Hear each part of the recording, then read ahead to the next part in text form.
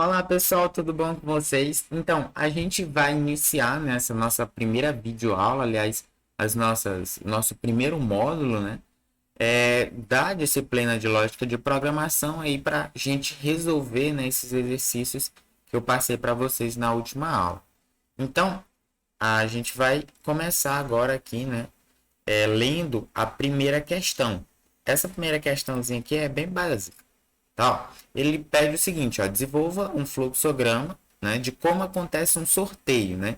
Esse sorteio ele é composto por três jogadores, onde cada um deles, né, compram na verdade um número diferente. Né? Ó, isso é importante, por quê? Porque é um número diferente, né? Cada um compra um número diferente. E aí o sorteio, né, é então realizado. Né? Compara se o número sorteado, né, se o número sorteado é igual a de um dos jogadores que estão jogando. Se sim, então esse jogador é o vencedor. Então, a gente basicamente, né, eu coloquei aqui o fluxograma, né, de como ocorre um sorteio. E aí vai acontecer o seguinte, olha, o jogador 1 vem, compra, né, esse número. Depois o jogador 2, ó, percebe aqui o fluxo, né? O fluxo da setinha, ó, joga para o jogador 2, que ele também vai comprar um número, né? Um número diferente, como diz o enunciado da questão. Depois, o jogador 3 compra um outro número. Em seguida, ó, percebe que aqui tem uma setinha, mas o fluxo deste, deste bloco para este é relacionado a essa setinha aqui. Ó. Então, deste bloco, o fluxo segue para realização do sorteio. Então, aqui ó, é realizado o sorteio. E aí, uma variável que eu criei aqui, chamada numSor, vem de número sorteado, é igual a esse número que foi sorteado aqui após realizar o sorteio. E agora eu vou simplesmente comparar esse número com o dos jogadores. Se o número sorteado for igual ao número do jogador 1, que é o que fala esse bloco aqui, ó, esse bloco condicional, se sim, se é igual, então beleza, o jogador 1 já venceu e segue para o final do fluxograma. Beleza? Ah, não é igual ao jogador 1. Então ele segue para a comparação do jogador 2, né? Do número do jogador 2. Se sim, se é igual, então o jogador 2 venceu e segue para o fim do fluxograma. Caso não, ele testa então para o jogador 3. Aqui, ó, faltou, né, colocar um jogador 3, tá? Ele vai comparar com o jogador 3 e não com o jogador 2 novamente, porque já foi comparado ali em cima. Então, não, não é igual. Se não é igual, então nenhum dos números é igual ao que é igual ao dos três jogadores. Nenhum número deles bateu com o número dos jogadores. Então vou realizar novamente o sorteio, ou seja, eu vou pegar lá novamente um outro número, né, dentro da caixinha de números para poder comparar com o número dos jogadores, ok? Se um deles então vencer, então beleza. Final do fluxograma, esse jogador venceu. Ok? Então, é basicamente assim que ocorre um fluxograma. Percebe que aqui a gente vai fazer atividades rotineiras, né? De várias e várias vezes. Então, não necessariamente a gente pode colocar uma pessoa para estar realizando esse trabalho braçal várias e várias vezes. A gente pode programar um computador ou um robô para poder fazer esse trabalho rotineiro, tá? Economizando aí, né, mão de obra. Ok? Então, sucesso. Vamos para a segunda questão. A segunda questão ela diz o seguinte: desenvolva agora um fluxograma de como seria um quiz, né, de perguntas e respostas compostos por três competidores: o jogador A, o jogador B e o jogador C. E aí eu começo, né? Aqui tem o começo do meu fluxograma e aí ele segue para o cadastro de perguntas e respostas. Então, alguém vai ter que entrar com essa informação. Vai ter que entrar com as perguntas e com as respostas. Ok? Então, houve aí o cadastro dessas perguntas e dessas respostas. Em seguida, o sentido do fluxograma aponta para a realização das perguntas. Então vai chegar alguém e vai dizer o seguinte, olha, faça essa pergunta aqui, faça essa pergunta aqui, faça a pergunta 3, pergunta 4 e assim sucessivamente. Percebe aqui o sentido do fluxograma segue para a resposta do jogador A, certo? Então o jogador A responde. Caso ele tenha acertado, ok, ele ganha mais um número de acerto. Então eu criei aqui uma variável num acerto JA, ou seja, número de acertos do jogador A. O jogador A responde, então ele ganha mais um ponto, ok? Ah não, o jogador A perdeu. Então ok, eu vou para o segundo jogador. Caso ele erre, então o jogador B responde. Caso ele acerta, então número de acertos do jogador B, mais um. Caso ele erre, então eu sigo para o jogador C. O jogador C responde. Caso ele acerte, então número de acertos do jogador C, mais um. Ou seja, a variável que corresponde ao número de acertos do jogador C recebe uma unidade. Ok? E aí, em seguida, ele vem para um conector, né? Caso ele erre, vem para um conector que está nessa posição aqui e vai para essa parte aqui do fluxograma, que é novamente realizar a pergunta. Percebe que ela aponta aqui, né, para essa setinha e o fluxo dessas setas segue para a realização de perguntas. Ok? Então o quiz funciona basicamente dessa forma. Não necessariamente o jogador B vai saber se o jogador A acertou, porque pode ser que as perguntas sejam feitas de forma, né, escondida, né, vamos dizer assim, em uma cabine restrita apenas ao jogador, ok? Então é isso que acontece num, num quiz de perguntas, ok? Certo, vamos para a terceira questão.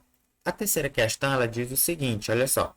Represente em forma de algoritmo descritivo o cálculo da nota média de um estudante, sabendo que no ano ele tirou as seguintes notas. Então, tá aqui as notas, né, que o aluno tirou, né? No primeiro bimestre ele tirou aí 6,5, no segundo ele tirou aí 10 e no quarto, né, aqui ó, aliás, no terceiro bimestre ele tirou 2,35 e no quarto bimestre ele tirou 7,8.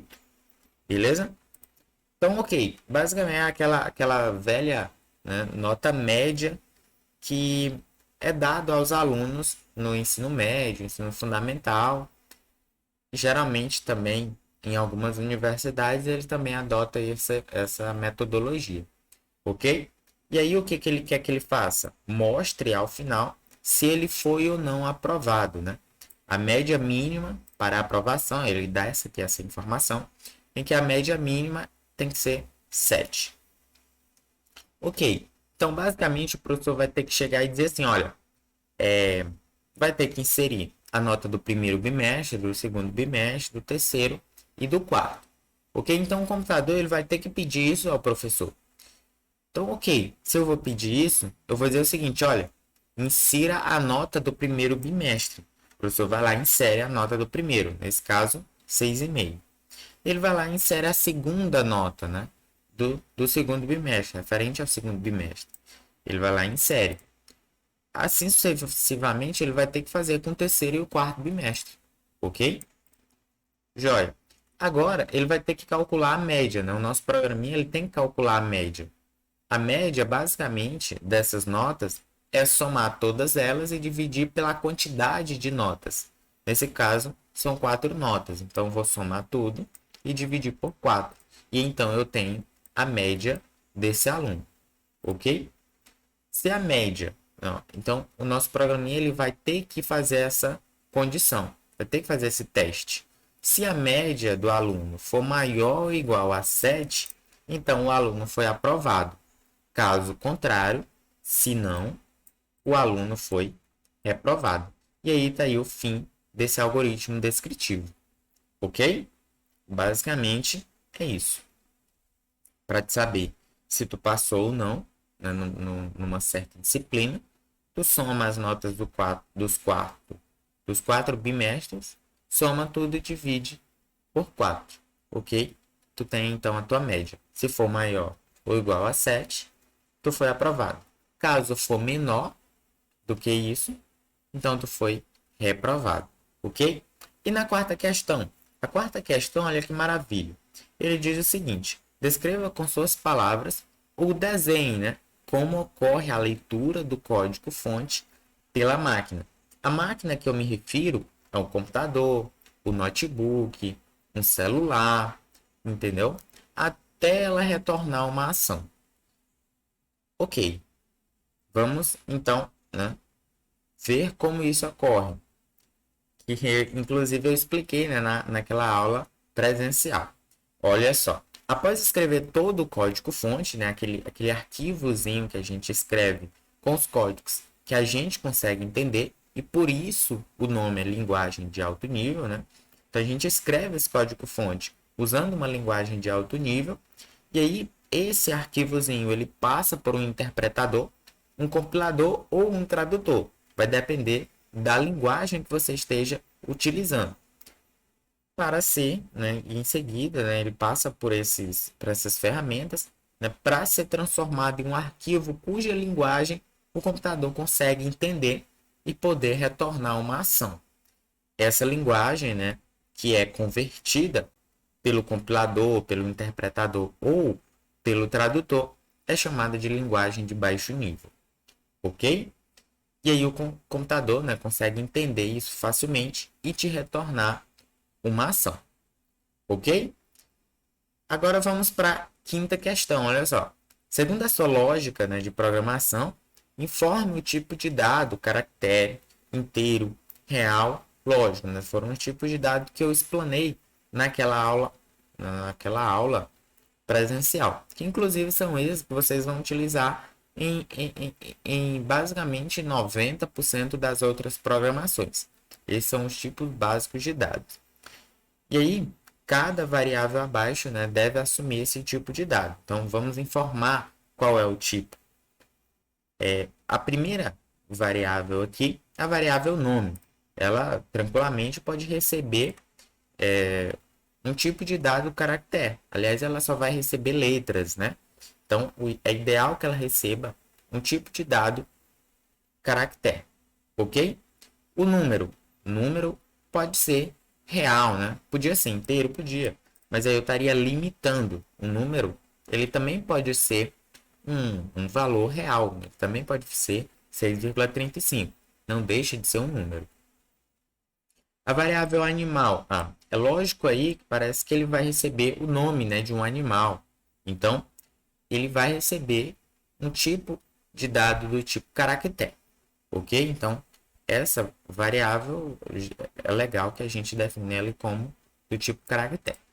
Altura. A altura, basicamente, né, até explanei naquela aula, vai receber do tipo real. Por quê? Porque ele pode ter altura aí, né? Tipo 6,5 metros. Então, é uma altura que recebe valores decimais. Temperatura. Temperatura também recebe valores decimais. Então, é legal ela ser do tipo real. Ok? Velocidade. Velocidade também pode ser do tipo real.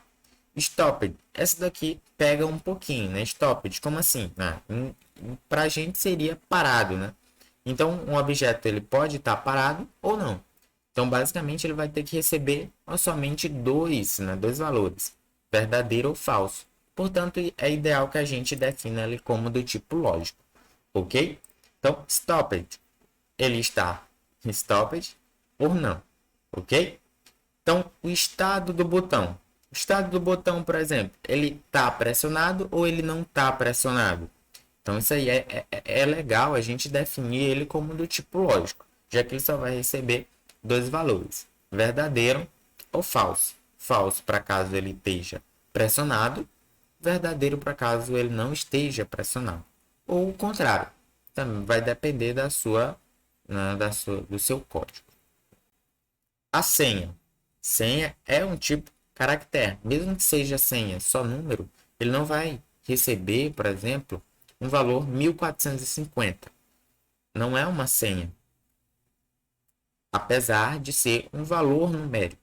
Mas a gente vai tratar essa variável como caracteres, não como um valor numérico. Não vou somar uma senha, né? Então, é ideal que a gente utilize do tipo caractere.